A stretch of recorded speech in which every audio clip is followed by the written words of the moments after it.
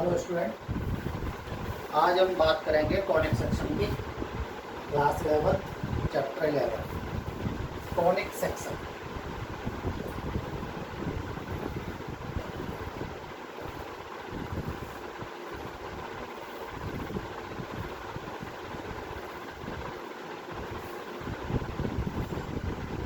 एक right circular cone है अपर nap और लोअर नैप के साथ। इस कोन को जब हम प्लेन से काटते हैं डिफरेंट एंगल से, तो जो हमें शेप मिलती है उसको हम बोलते हैं conic section. Section of A cone with plane is called conic section. अब इस कॉनिक सेक्शन के अंदर बहुत सारी फिगर्स आएंगे आपके, सर्कल, पैराबोला, एलिप्स, हाइपरबोला।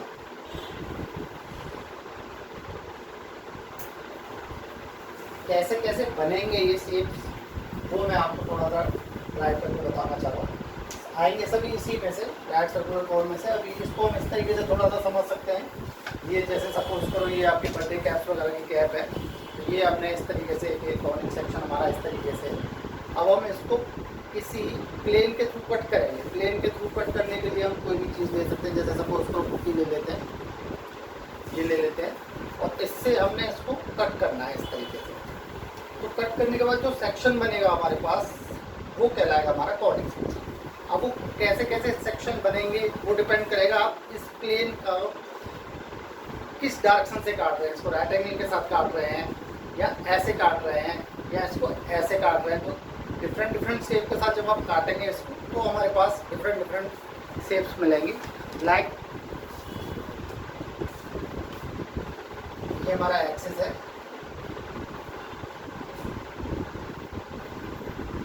और ये हमारा जनरेटर है,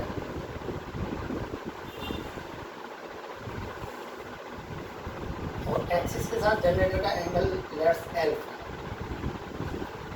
ये इसी तरीके से, जैसे सपोज करो कोई हमारे पास एक स्ट्रेट लाइन है, और इस तरीके से हम इसको क्रॉस लगा के और इस जनरेटर को इसको चारों तरफ हम इस तरीके से घुमा रहे हैं, तो जो हमें फिगर मिलेगा वो फिगर हमारे पास ये cone circular right circular cone मिलेगी। इसमें आपके पास अपर नैप ये है, लोअर नैप आपका ये आपका एक्सिस है, ये आपका जनरेटर है। अब हम पहले फिगर के बारे में बात करते हैं। सपोज करो हम इस सेक्शन को इस तरीके से काटते हैं, इस तरीके से काटते हैं, मतलब सपोज हमने इसको यहाँ से ऐसे काटा, इस प्लेट के थ्रू ऐसे काटा, यानी ये अगर हमारे पास एंगल हम इसको बीटा मान लेते हैं, तो एंगल बीटा यानी बीटा एंगल आपके पास beta is equal to plane के, ये जो हमारे पास एक्सिस है, इसका एक्सिस सर 90 डिग्री एंगल के साथ काटेगा, यानी इस तरीके से काटेगा ये इसको ऐसे। तो जब इस तरीके से काटेगा तो हमें जो फिगर मिलेगी इसके सेक्शन की, वो इस तरीके से होगी, ये वाला फिगर। तो ये हमारे पास होगा एक सर्कल, यानी इस तरीके का फिगर हमारे पास जो निकल के आएगा वो निकल के आएगा एक सर्कल। अगर कोई प्लेन इस लाइन को एक्सिस के परपेंडिकुलर ब्रेक करता है, इस तरीके से हमें इसको ब्रेक करना है, तो जो हमारे पास सेक्शन मिलेगा इसका, वो एक, जैसे सपोज को हमारे पास यही है और हमने इसको ऐसे काटा है प्लेन के साथ, तो ये जो शेप हमारे पास मिल रही है वो शेप हमारे पास कहलाती है सर्कल, जो मैंने यहाँ पे डिनोट किया है। Beta 90 degree with axis of cone.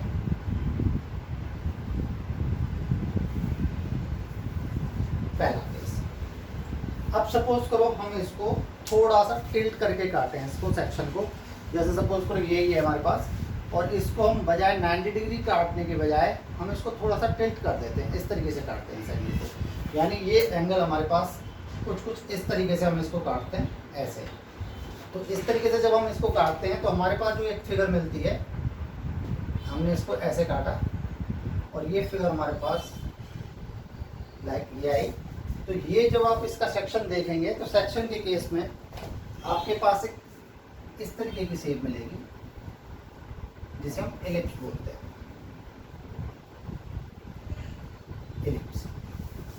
अंडाकार शेप होगी। तो ये बहुत सारी चीज़ों में आगे चल के काम में आता है। जैसे सपोज करो ऑटोमोबाइल्स की लाइट्स का फोकस है तो वो किस शेप में पड़ता है, जब लाइट जलती है तो पैराबोलिक पड़ता है। या जैसे हमारे सोलर सिस्टम में किस तरीके से मूवमेंट होती है ग्राउंड की, वो हम इससे इलेक्ट्रिकल मूवमेंट के थ्रू जानते हैं। तो ये दूसरी शेप हमारे पास आई इलिप्स की।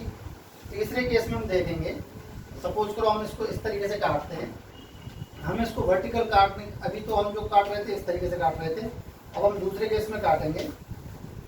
ये अल्फा जो हम इस तरीके से काट रहे थे, तो ये जो एंगल है हमारे पास, ये भी मैं डिफाइन कर देता हूँ, बीटा।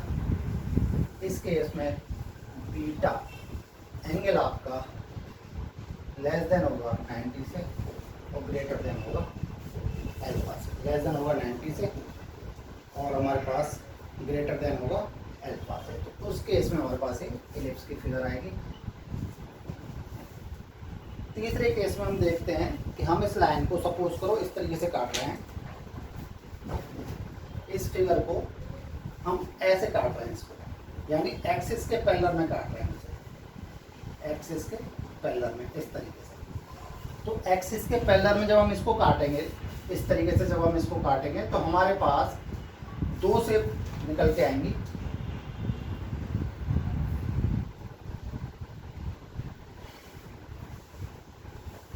अब हम इसको इस तरीके से काट रहे हैं एक्सिस के पैरेलल, ये हमारा एक्सिस है। तो सपोज करो हमने इसको ऐसे काटा, तो इसका जो क्रॉस सेक्शन बनेगा, इसका जो क्रॉस सेक्शन मिलेगा इस तरीके से, जब हमने इसको काटा तो एक पैराबोला शेप तो हमारे पास मिलेगी ऊपर की तरफ, इस तरीके से, और दूसरी हमारे पास इसका जो सेक्शन आएगा वो आएगा इस तरीके से। तो ये हमारे पास एक फिगर इस तरीके से आएगी, इसको बोलते हैं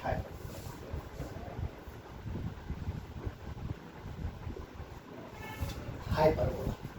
हाइपरबोला के केस में हमारे पास एक्सिस के वर्टिकली लाइन कटेगी और एक्सिस के वर्टिकल पैरेलल में जब हम इसको काटेंगे तो हमारे पास दो फिगर मिलेंगे, ऊपर भी सेक्शन बनेगा, एक नीचे भी सेक्शन बनेगा। और इस केस में हमारे पास एक एंगल आ जाएगा। एंगल की वैल्यू, बीटा की वैल्यू पता है हमें, बीटा इज इक्वल टू आएगा हमारे पास लेस देन आएगा अल्फा से और ग्रेटर देन आएगा ये 0 से। तो एक जनरल सा फिगर हमारे पास समझाने के लिए मैंने इसकी कोशिश की है। तो इसमें हमारे पास आया किसी भी कॉनिक सेक्शन को, किसी भी कॉन को जब हम काटते हैं किसी प्लेन के थ्रू, तो हमारे पास जो जो उसके सेक्शन मिलते हैं डिफरेंट एंगल के बेसिस पे, उनको हम बोलते हैं कॉनिक सेक्शन। पहले केस में हमने देखा था कि हमने एक्सिस के पैरेलल में कोई प्लेन के थ्रू काटा तो जो ये सेक्शन बनेगा हमारे पास वो बनेगा सर्कल, ये रहा सर्कल। दूसरे फिगर में हमने देखा था कि बजाय हमने इसके 90 डिग्री काटने के उस एंगल को थोड़ा सा टिल्ट किया, टिल्ट करके जब हम इसको काटेंगे इस तरीके से तो उस केस में हमारे पास एंगल 90 से तो छोटा होगा लेकिन अल्फा से बड़ा होगा। तो ये फिगर हमारे पास इस तरीके से आएगी, इलिप्टिकल फिगर, जिसे हम इलिप्स बोलेंगे। नेक्स्ट केस में हमारे पास आया, ये आपका एक आया फिगर हाइपरबोला का। अब हम देखते हैं पैराबोला का फिगर कैसे बनेगा। पैराबोला के केस में beta is equal to alpha,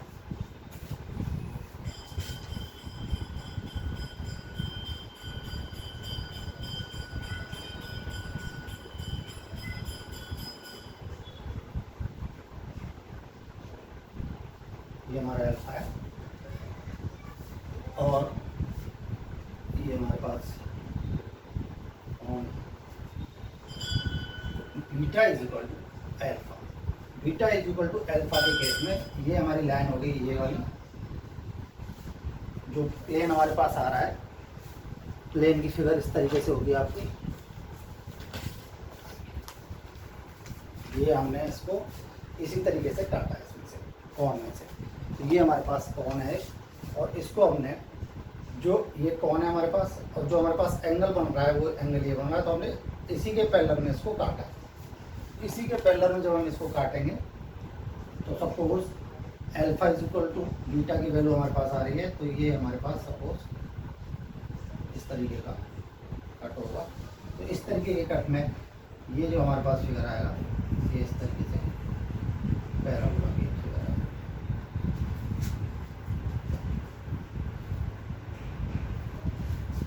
ये parabola,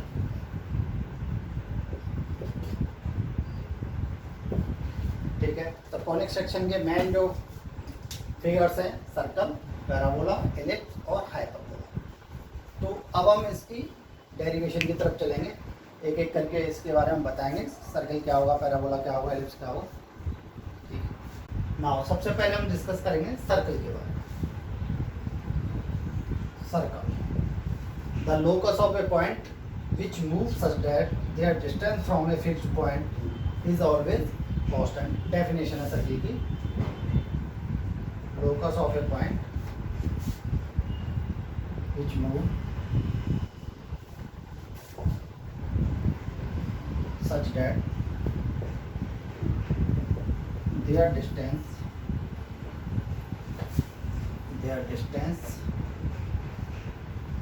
from a fixed point is always constant.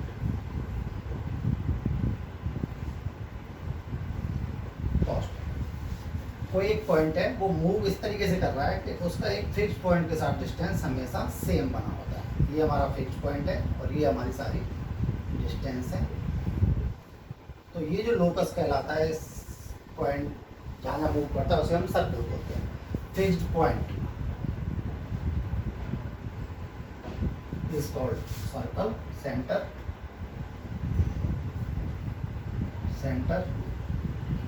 and constant distance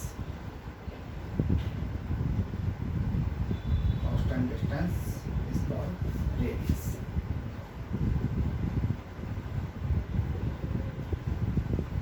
ठीक है, ये हमारा फिक्स्ड पॉइंट है और ये हमारी रेडियस है। इसको हम बोलते हैं सेंटर। नॉर्मली एच एन के सेंटर ले लेते हैं और ये रेडियस होता है। तो ये हमारे पास एक सर्कल की फिगर आ जाती है। अब कांस्टेंट डिस्टेंस के लिए सपोज करो हमारे पास ये कोई पॉइंट है P और P के कोऑर्डिनेट हमारे पास है x और y। तो x माइनस एच का whole square plus y minus K का whole square is equal to radius का स्क्वायर आर स्क्वायर। ये एक इसका जनरल इक्वेशन निकल के आता है। If centre lie on origin, उस केस में हमारे पास क्या होगा, एच एंड के बिकम 0 0। ये हमारे पास हो जाएंगे 0 0। तो उस केस में सर्कल का equation X square plus Y square is equal to R square. Origin form बोलते हैं जनरल कभी कभी से। तो ये नॉर्मल इक्वेशन होगी इसकी, ये हो गया हमारे पास ऑरिजिन फॉर्म। ऑरिजिन पर शिफ्ट होने के बाद general form of a circle. ये हमारे पास कोई फिगर है, ये हमारे पास सर्कल है, सेंटर इसके minus G minus F, radius R. तो X square plus Y square plus 2gx plus 2fy plus c is equal to 0, where centre minus g minus f and r radius under of g square plus f square minus c। तो इन तीनों फॉर्मूले से आप circle के सारे questions को solve कर सकते हैं। अगर नॉर्मल सेंटर दे रखा है आपको, रेडियस गिवन है, तो ये सेंटर फॉर्मूला लगा दें, x माइनस एच का whole square plus y minus K का whole square equal to R square. अगर सपोज करो ओरिजिन सेंटर पे है तो आप ये फॉर्मूला से फाइंड आउट कर सकते हैं। केवल आर की वैल्यू आपको चाहिए, यहाँ आप डाल के निकाल सकते हैं। और अगर आपको कोई गिवन 3 कंडीशन है, कोई भी 3 कंडीशन गिवन है, तो आप ये वाला फॉर्मूला लगा के किसी भी क्वेश्चन को सॉल्व कर सकते हैं। इवन इस फॉर्मूले से आप इस टाइप के क्वेश्चन को भी सॉल्व कर सकते हैं। इसमें 3 अननोन क्वान्टिटीज हैं आपके पास, एफ जी एफ सी। तो जी एफ सी फाइंड आउट करने के लिए किसी भी क्वेश्चन में अगर आपको 3 कंडीशन देगा, गिवन होंगी, ये एक बेसिक अलजेब्रा का फंडामेंटल रूल है। जितने आपके पास कांस्टेंट होंगे उतने आपके पास इक्वेशंस गिवन होंगी या कंडीशन गिवन होंगी। तो अगर आपको 3 कंडीशन गिवन है तो आप सीधा डायरेक्ट ये फॉर्मूला लगाएं और इससे हमारा इक्वेशंस निकालें। ठीक है, ये हम सर्कल के बेस पे एक दो क्वेश्चन आपको सॉल्व करके दिखाते हैं। जैसे suppose find the equation of the circle passing through the point 2,3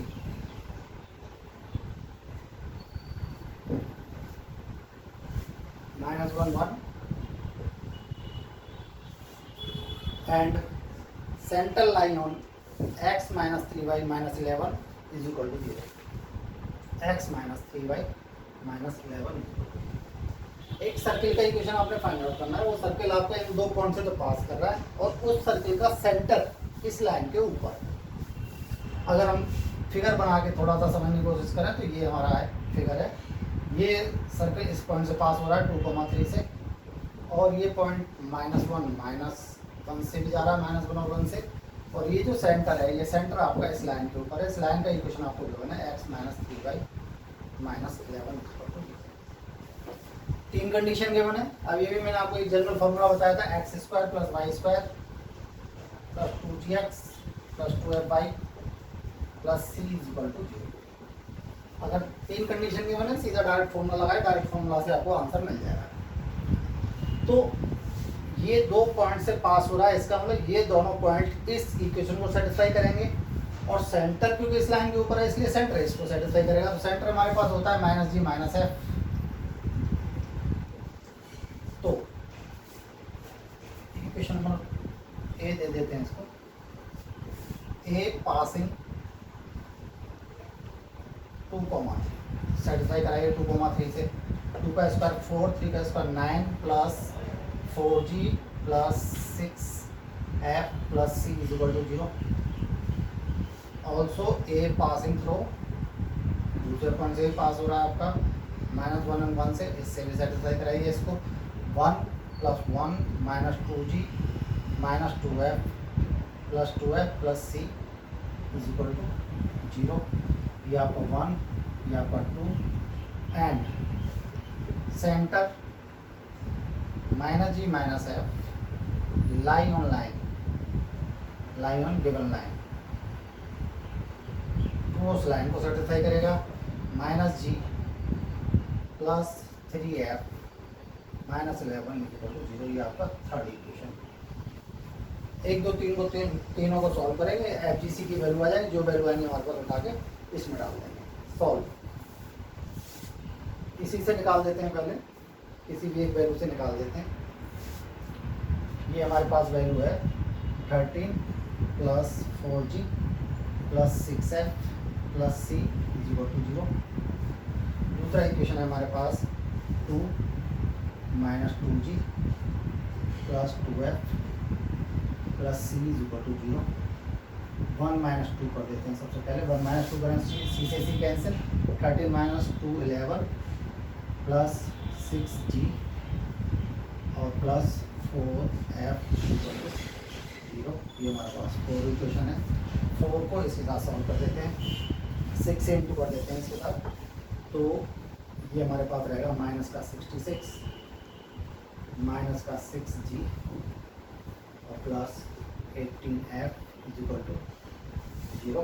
add करिए दोनों को, तो g से g कैंसिल, ये होगा -55 और ये हो जाएगा हमारे पास प्लस का 22f इज इक्वल टू 0, यानी f is equal to 5/2। f is equal to 5/2 आप यहाँ पे डाल सकते हैं, g की वैल्यू मिल जाएगी आपको। g is equal to 11, g को हम बदल लेंगे तो -11 और प्लस 3f। f आपके पास है 5/2 -22 प्लस 15/2 यानी -7/2। f और g आपको मिल गए, उठा के c में डाल दीजिए इसको वैल्यू, तो आपको c मिल जाएगा। c आप यहाँ से निकाल सकते हैं, तो 2 - 2g मतलब माइनस का 7, 2 से 2 कैंसिल हो जाएगा, और f में भी 2 से 2 कैंसिल हो जाएगा, तो प्लस का आ जाएगा प्लस 5 और plus c is equal to 0। तो c इज इक्वल टू आ जाएगा आपके पास माइनस कितना 7 0 सारे कट जाएंगे, c is equal to 0। F G C की वैल्यू यहाँ उठा के डाल दीजिए, आपके पास फाइनल इक्वेशन आ जाएगा x² प्लस का y² 2gx, जी हमारे पास है -7x, 2fy प्लस का 5y इज इक्वल टू 0। ये आपका रिक्वायर्ड इक्वेशन आ जाएगा। तो इस तरीके से कोई भी क्वेश्चन आप सॉल्व कर सकते हैं। जिसकी वैल्यू निकालिए और उठा के इसमें लगा दीजिए। नेक्स्ट हम चलेंगे पैराबोला की तरफ। नो नेक्स्ट हमारा पैराबोला। सर्कल अभी हमने डिस्कस किया, अब हम डिस्कस करते हैं पैराबोला। ये हमारे पास आपका एक स्टैंडर्ड इक्वेशन फिगर है पैराबोला का। ये हमारे पास डायरेक्ट्रिक्स। पैराबोला की जो डेफिनेशन है, locus of a point which moves such that their distance from a fixed line and distance from a point is always same। तो ये सपोज करो कोई पॉइंट है हमारे पास, पी नाम दे देते हैं, पी है। ये हमने लेट, अगर ओरिजिन हम इसको लेट कर रहे हैं, ये पॉइंट हमारे पास a,0 है। तो सेम इक्वी डिस्टेंस पे हमारे पास ये डायरेक्ट्रिक्स है -a,0। ये कोई आपके पास पॉइंट है, इसको हम Q नाम दे देते हैं और ये सपोज करो x और y है। तो ये पॉइंट हमारे पास यहाँ से डिस्टेंस और यहाँ से डिस्टेंस सेम रहेगी। अगर ये पॉइंट यहाँ पे भी आ जाता है तो यहाँ से डिस्टेंस और यहाँ से डिस्टेंस सेम रहेगी। P Q R, इसको नाम R दे देते हैं। P Q is equal to Q R।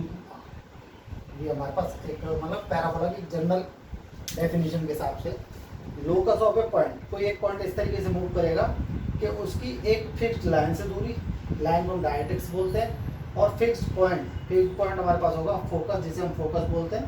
तो फिक्स्ड पॉइंट से दूरी और लाइन से दूरी हमेशा बराबर रहेगी, यानी RQ is equal to PQ। हम इस पर डिस्टेंस फॉर्मूला लगा के भी सॉल्व कर सकते हैं। तो ये हमारे पास आएगा √(x - a) का होल स्क्वायर प्लस y - 0 का whole square is equal to, ये हमारे पास पॉइंट है -a,y। तो डिस्टेंस, परपेंडिकुलर डिस्टेंस का फॉर्मूला अगर इसमें हम लगाते हैं तो x - +a का होल स्क्वायर बाई 0। खोल देते हैं इसको, x - a का whole square plus y square is equal to x plus a का whole square, x square -2x plus a square plus y square is equal to x square plus 2x plus a square. a square से a square, x square से x square, -2 बदल जाएंगे, y square is equal to 4ax। ये एक standard equation parabola का। Parabola के case में हमारे पास जो वर्टेक्स है, वर्टेक्स 0, ओरिजिन लाइट किया हुआ है, focus a,0, directrix x equal to -a है, x इक्वल टू -a, यानी इसको हम ऐसे ही बोल सकते हैं x plus a is equal to 0। और ये वैल्यू होगी, इसको हम डिस्टेंस को लेटस रेक्टम बोलते हैं, हम इसकी भी वैल्यू निकाल देते हैं। लेटर रेक्टम इक्वल टू 4 के बराबर आता है। तो एक स्टैंडर्ड इक्वेशन बन गया हमारे पास पैराबोला का, y स्क्वायर इक्वल टू 4x। इसकी ये फिगर आ गई। इसी फिगर को अगर हम इधर कर देते हैं तो इस तरीके का दूसरा पैराबोला हमें मिल जाता है। तो इस केस में जहाँ आपके पास a आ रहा है, a को रिप्लेस कर देंगे -a से, तो यहाँ पे हमारे पास फोकस हो जाएगा -a,0, डायरेक्ट्रिक्स हो जाएगी हमारे पास x is equal to +a। Latus rectum तो डिस्टेंस है वो सेम ही रहेगी। तो इस तरीके का भी फिगर हो सकता है। इसको हम x square is equal to 4ay बोलते हैं, 4ay। ऐसे दूसरा फिगर हमारे पास ये y square is equal to 4x है, y स्क्वायर ये वाला फिगर होगा y square is equal to -4x। ये वाला, ये x square is equal to 4ay, ये ऊपर वाला आएगा फिगर। इस तरीके से अगर आपके पास फिगर हो जाएगा तो ये होगा हमारे पास x square is equal to 4ay। और अगर इसी को हम लेफ्ट को नीचे करेंगे तो नीचे वाला फिगर आ जाता है हमारे पास। ये हमारे पास आ जाता है x square is equal to -4ay। तो ये 4 तरीके के पैराबोला है। आपने चारों की बजाय एक ही को स्टैंडर्ड पैराबोला याद करिए, याद रखिए। और इससे हमें फिगर पता पड़ जाएगी कि ये फिगर हमारे पास पॉजिटिव डायरेक्शन में। ये जो भी मैं एग्जांपल दे रहा था, ऑटोमोबाइल्स की हेडलाइट वगैरह जलती है तो उस तरीके की शेप होती है। और टेलीस्कोप वगैरह में भी इसी तरीके की शेप आती है कि यहाँ से यहाँ तो इसका मुंह बंद होता है और आगे खुला होता है हमारे मंच के मुंह की तरह से। तो ये हमारे पास पैराबोला स्टैंडर्ड डिफिनेशन ही आ गई। अब इसके एक दो एग्जांपल हम देखते हैं। जैसे आपको दे रखा है given parabola X square is equal to -16y, X square is equal to -16y। इसके हमें फाइंड आउट करना है डायरेक्ट्रिक्स क्या है, वर्टेक्स क्या है, ये सारी चीज़ें हमें इसमें से निकालनी है, वो हम आराम से निकाल सकते हैं। सबसे पहले तो हमें दिख रहा है X square is equal to -16y, तो इसका मतलब ये पैराबोला हमारे पास ये वाला पैराबोला होगा। तो X square is equal to -4 और y, यानी a की जगह पे हमारे पास आ गई वैल्यू 4। a की वैल्यू हमारे पास 4 है, हमने इस तरीके से स्टैंडर्ड इक्वेशन से निकाला है। तो X square is equal to -4ay के केस में फोकस हमारे पास होगा ये value -a,0 directrix x axis पे 0, -a, 0, क्योंकि इसका जो एक्सिस है वो बाई एक्सिस के पैरेलल, अगर एक्सिस पे होता तो आगे a आता, पीछे 0 आता है। और ये हमारे पास क्योंकि बाई एक्सिस पे है इसका एक्सिस, इसलिए x की वैल्यू 0 रहेगी और y की वैल्यू -a। डायरेक्ट्रिक्स, ये हमारे पास डायरेक्ट्रिक्स है। तो डायरेक्ट्रिक्स की equation y is equal to +a, यानी डायरेक्ट्रिक्स हमारे पास आएगा y is equal to a latus rectum 4a। ये सारी चीज़ें हमें इसमें a की वैल्यू खाली डाल देते हैं, सारी वैल्यू हमारे पास मिल जाएगी। जैसे फोकस हमारे पास आएगा 0, -4। Directrix y is equal to a, यानी y is equal to 4, latus rectum 4a, 4 × 4 60। तो ये डिफरेंट वैल्यूज हम इसमें से निकाल सकते हैं। इसी तरीके से नेक्स्ट देखते हैं कोई example. Vertex and passing through 2, -3। Find the equation of parabola. Equation of parabola हमें फाइंड आउट करना है। वर्टेक्स गिवन है, vertex at 0, 0 and passing through the point 2, -3, passing through 2, 3। इस पैराबोला का हमें इक्वेशन फाइंड आउट करना है। और ये भी गिवन है कि जो एक्सिस है वो एक्स एक्सिस के ऊपर है।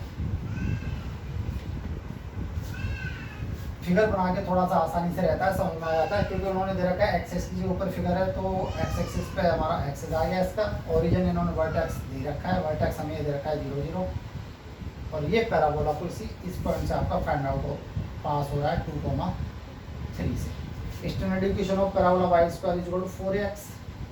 केवल हमें किस चीज़ की वैल्यू चाहिए, a की, और a वैल्यू निकालने के लिए हम इस इक्वेशन को पैराबोला से सेटिस्फाई कराए थे, क्योंकि पासिंग थ्रू दिस पॉइंट 2 और 3। पैराबोला नंबर 1 डाल देते हैं। 1 इज पासिंग थ्रू 2, 3। इससे इसको सेटिस्फाई करा दीजिए। तो 9 is equal to 4 × a × x, x means 2, a is equal to हमारे पास 9/8। a की वैल्यू हमारे पास 9/8 आ गई। उठा के इसमें डाल देते हैं। तो y square is equal to 4a, a means 9/8 और इंटू x 4/8। तो y square is equal to 9/2x, और भी सेट है 2y square -9x is equal to 0। ये हमारे पास रिक्वायर्ड पैराबोला का इक्वेशन है। ठीक है, तो इस तरीके से कोई भी इक्वेशन हम फाइंड आउट कर सकते हैं। ध्यान देंगे कंडीशन क्या गिवन है। अगर कोई पॉइंट किसी के ऊपर दे रखा तो वो इक्वेशन को सेटिस्फाई करेगा। ये ओरिजिन से जा ही रहा है तो स्टैंडर्ड इक्वेशन हमने लगाएंगे, या कोई अगर इक्वेशन दे रखी है तो बाकी भी चीज़ें पूछ सकता है। तो ज़्यादा कोई कॉम्प्लिकेशन नहीं है, बहुत आसान सी चीज़ है, केवल आपने स्टैंडर्ड फॉर्मूले को याद रखना है। ठीक है। नेक्स्ट चलेंगे आगे एलिप्स। नाउ हम तीसरे फिगर के बारे में बात करेंगे, तीसरा कॉर्नर सेक्शन के बारे में, एलिप्स।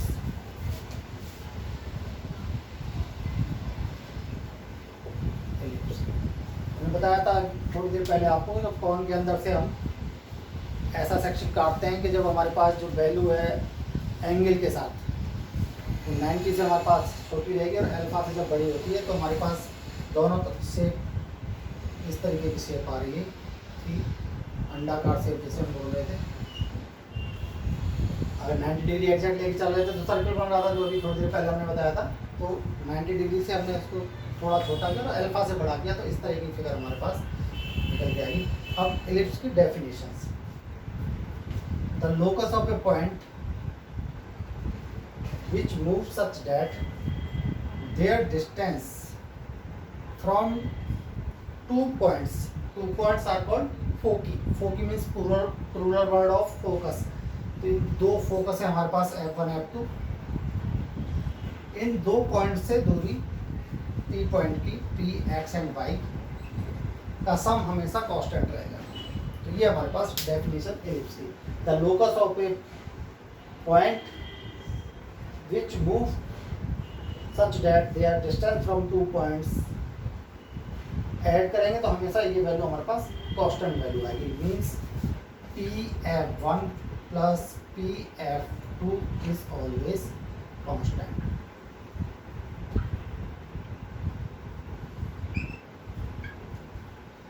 ये हमारे पास फोकस कहलाते हैं। ये हमारे पास सपोज करो वर्टेक्स है इसका, तो पॉइंट्स को हम ले लेते हैं। सपोज करो ये हमारे पास है a,0, ये हमारे पास है -a,0, ये P हमारे पास x y है, ये ओरिजिन है 0 0।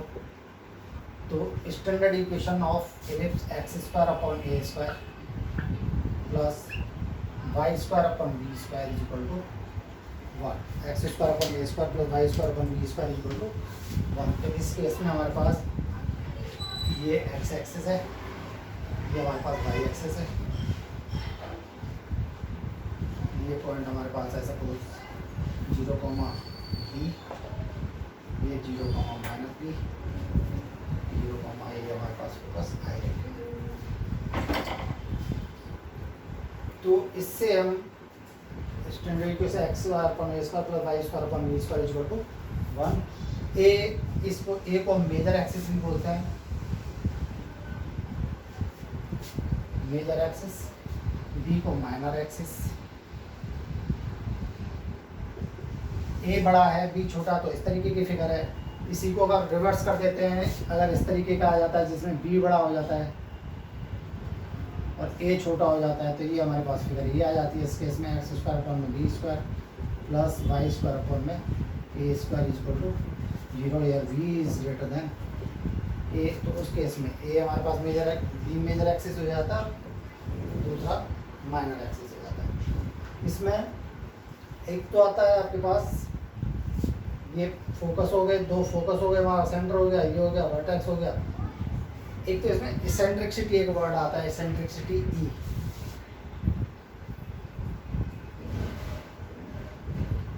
इसेंट्रिसिटी ई, ई की जो वैल्यू हम निकालते हैं eccentricity E is equal to हमारे पास निकल के आती है C upon A. C upon A, अब एक नया लेटर इसमें आ गया C का भी हम बताने जा रहे हैं आपको, relation between A B C. और नेक्स्ट इसमें होता है आपके पास, इसका लेटर फैक्टर निकालते हैं LA,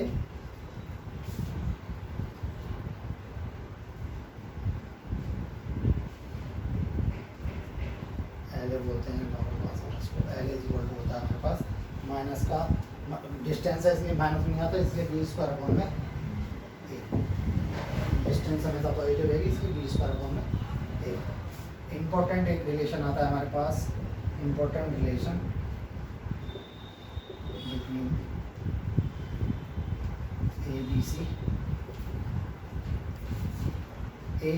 तीन हमारे पास कोऑर्डिनेट हैं, ए बी सी। ए अपने यहाँ एक्सेस पे लिया, बी एक्सेस बाई एक्सेस पे लिया, सी। तो इन तीनों के बीच में C² is equal to a² minus का b², C² is equal to a² minus b²। इसकी हेल्प से हम कई सारी चीज़ें निकालते हैं। जैसे सपोज करो आपके पास सेंटर का इक्वेशन दे दिया, फोकस का दे दिया और इक्वेशन फाइंड आउट करवाते हैं तो हम इस इक्वेशन की हेल्प लेते हैं। फॉर एग्जांपल जैसे मैं एग्जांपल देता हूँ, find the equation of ellipse whose vertex are. Case first देखते हैं, वर्टेक्स गिवन है आपको, vertex are plus minus 5,0 and foci आपको गिवन है प्लस माइनस 4,0। एक इलिप्स का इक्वेशन आपने निकालना है जिसमें आपको गिवन है वर्टेक्सेस के इक्वेशन आपको गिवन है और फोकी के कोऑर्डिनेट आपको गिवन है। तो हमें दिख रहा है वर्टेक्सेस और फोकस हमें दिख रहा है आपके पास 4,0। तो देखिए कैसे निकालते हैं। यहाँ मैंने आपको बताया था ये प्लस माइनस 1,0 होता है। तो C square is equal to A square minus का B square, C square is equal to A square minus का बी स्क्वायर। सी की वैल्यू हमारे पास ये है, ए की वैल्यू हमारे पास ये है, बी हमें फाइंड आउट करना है। तो सी स्क्वायर मीन्स 5 का square is equal to A square means 4 का स्क्वायर माइनस का, तो ये हमारे पास 25 माइनस दिस, बी की वैल्यू हमारे पास आ गई प्लस माइनस 3 और ए हमें गिवन ही था पहले क्योंकि वर्टेक्स हमारे पास ये प्लस माइनस 1,0 और फोकस हमारे पास प्लस माइनस 3,0। ए हमारे पास पता ही है, बी हमारे पास पता ही है, इक्वेशन आ जाएगा हमारे पास एक्स स्क्वायर अपॉन में ए स्क्वायर।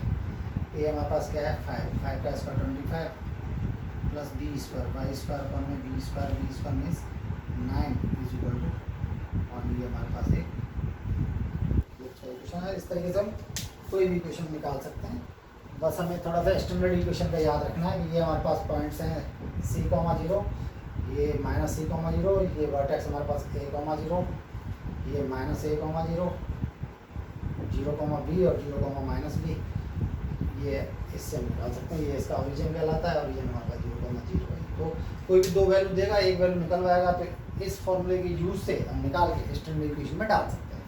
नेक्स्ट हम चलेंगे हाइपरबोला की तरफ। अच्छा, दूसरा इक्वेशन मैंने इसका बताया ये आपको, अगर मेजर एक्सिस आपका वाई एक्सिस पे होगा यानी बी की वैल्यू ए से अगर बड़ी होगी तो उस केस में हम ये वाला इक्वेशन, मतलब उसकी शेप इस तरीके से बनेगी, तो उसमें हम ये वाला इक्वेशन यूज़ करते हैं। बाकी कंडीशन सारी एज इट रहेंगी। लेटर वेक्टर वगैरह निकालना है किसी चीज़ का तो हम सीधे फॉर्मूला वैल्यू डालेंगे और इसका निकाल सकते हैं। ठीक है, और लास्ट इसका एक सेक्शन रहेगा हाइपरबोला का, हाइपरबोला के बारे में और हम आपको थोड़ा सा बताते हैं ना। लास्ट फिगर है हमारे पास इसकी हाइपरबोला।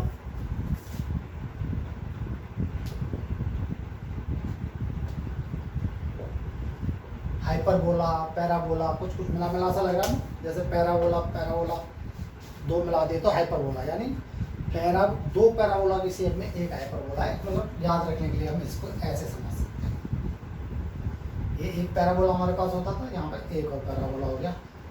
इस फिगर को हम बोलते हैं हाइपरबोला। ये हमारे पास वही वर्टेक्स ओरिजिन है इसका, ये हमारे पास फोकी हमारे पास c,0 minus c,0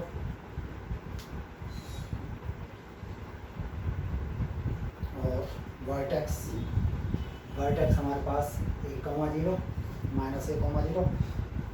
standard equation X square upon में A square minus Y square upon में B square is equal to 1। जो हम एलिप्स की इक्वेशन लिख रहे थे प्लस वाली, यहाँ पे केवल ये माइनस वाली है, बस इतना सा अंतर आएगा, बाकी और कोई चीज़ का अंतर नहीं आएगा। Foci plus minus c,0 vertex plus minus a,0 और जो इनमें रिलेशन था c square is equal to A square plus B square, वहाँ पर माइनस में होता था, यहाँ प्लस में आ जाता है। ए बी और सी के बीच का रिलेशन है, तो सी स्क्वायर अपॉन में C square is equal to A square plus B square. Latus rectum L A 2b square upon में 1 और eccentricity E is equal to C upon A. ये इसके डिफरेंट फिगर आ जाती हैं। इसकी हेल्प से हम एग्जांपल निकाल सकते हैं। जैसे find the equation of a hyperbola. कोई भी एग्जांपल ले लेते हैं। Find the equation of hyperbola whose foci are 0 + -12 0 + -12 and length of lateral rectum is 36. LA is equal to 36. LA एक वैल्यू हमने निकाल रखी है आपके पास 2b²/a।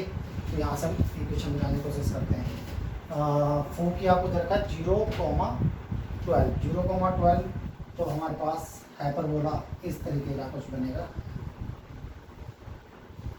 एक्स एक्सिस का वाई एक्सिस के पैरेलल में है, एक्स की वैल्यू 0 है, इसके वाई एक्सिस के पैरेलल में। तो ये इस तरीके का पैराबोला x² में a² माइनस y² में b² इसी को देखते निकालते हैं कैसे निकालते हैं। फोकी 0, ±c होता है हमारे पास। तो c की वैल्यू हमारे पास इन्होंने 12 गिवन है। सी की वैल्यू 12 गिवन है। उसके बाद LA मतलब हमारे पास latus rectum LA is equal to होता है हमारे पास b²। अभी मैंने लिखा है यहाँ पे 2b²/a 2b²/a। ये हमारे पास गिवन है कितना 36। तो यहाँ से हम b² की वैल्यू निकाल लेते हैं 18a पहला इक्वेशन। ये c हमें पता है, दूसरा डाल लेते हैं। तीनों के बीच का relation c² = a² + b², a² + b²। इसमें हमें c की वैल्यू पता है। c की वैल्यू हमारे पास है 12 144 इज इक्वल टू a² ऐसे रहने देते हैं। b² की जगह पर प्लस का 18a a² प्लस का 18a minus 144 is equal to 0। 144 के फैक्टर ऐसे करने 18 हो जाए 14 12 12 144 24 और 6 करके देखते हैं हो जाएगा। 12 12 144 होता है। तो 24 × 6 करेंगे तो इसको इसमें माइनस करेंगे आ जाएगा a² प्लस का 24a माइनस का 6a minus 144 is equal to 0। a plus 24 minus 6 a plus 24 is equal to 0। तो a इज इक्वल टू आ जाएगा हमारे पास 6 और माइनस का 24। तो a इज इक्वल टू हमारे पास 6। a की वैल्यू 6 और b की वैल्यू यहाँ डाल देते हैं b²। तो b की value b² is equal to आ जाएगा हमारे पास 18 × 6